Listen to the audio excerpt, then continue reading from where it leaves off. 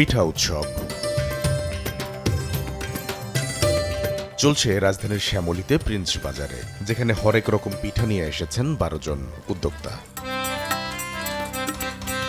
নানা স্বাদের পিঠা তারা শখের বশেই বানান, কারো এই শখই আবার প্রশস্ত করে দিয়েছে আয়ের পথ।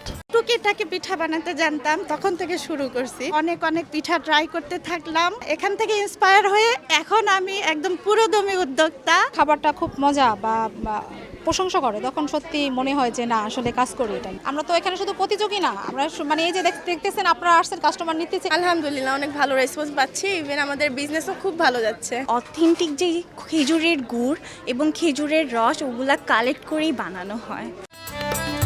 নাগরিক ব্যস্ততা ঠেলে যারা আসছেন এখানে, তারা জানান ফেলে আসা তাদের মিষ্টিমধুর অতীত স্মৃতির কথা। আসলে গ্রামেই তো বড় হয়েছে, এইসব পিঠা দেখে গ্রামের কথাই মনে পড়ছে। প্রতি বছরই আসি, বেশ ভালোই আয়োজন, এবং এখানে আসলে গ্রামীণের একটা পরিবেশ পাওয়া যায়, যেখানে ধরেন আমরা শহরে থাকি পিঠা ওরকম পাই না। Different type of cakes available, কিন্তু এই ধরনের আমাদের যে ঐতিহ্য, যে ধরনের পিঠা, এগুলি আমরা সহজে দেখতে পাই না।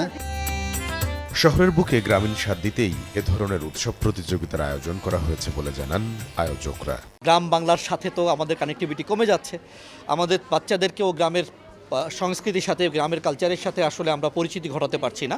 বাট এটি মাথায় রেখে এই আয়োজনটা আমরা করে থাকি, যাতে অন্তপক্ষে দুদিনের জন্য হলেও গ্রাম্য পরিবেশে গ্রামের সকল পিঠার একটা সমাহার আমাদের এখানে আছে। এটি বেসিক্যালি 6 দিন ব্যাপী অনুষ্ঠানটি হবে।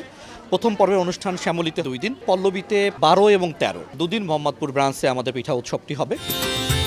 প্রতিযোগিতায় বিজয়ীদের দেয়া হবে মাইক্রোওয়েভ সহ নানা ধরনের উপহার পুরস্কার। কামরুল হাসান সবুজ, সময় সংবাদ, ঢাকা।